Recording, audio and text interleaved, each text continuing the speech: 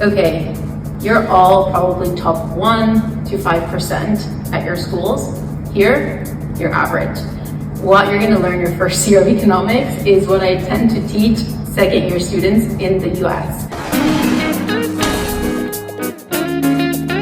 My name is Eline. I'm a student in the Department of Government at LSE, and I'm here today with Cristina, who's an LSE alumni. Can you tell us about what you studied at LSE and how you've used your education at LSE later on? So I studied government. One of the key things was having a very high standard.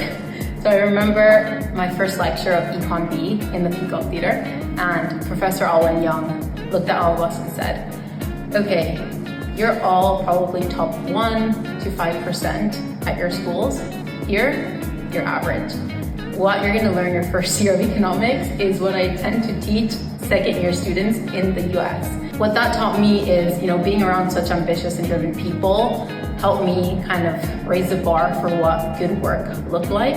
And I would say LSE also gave me a very strong foundation in terms of critical thinking. I loved debating with different classmates, and through that process, it was a constant practice of kind of challenging my assumptions, articulating my thoughts clearly, and refining my arguments.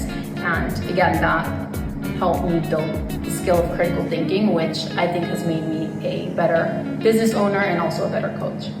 Do you have any advice for current or prospective students? Maximize the LSE experiences beyond just the classroom. Be intentional about building genuine connections. And I keep learning this to this day, but relationships can often open doors that hard work alone can't.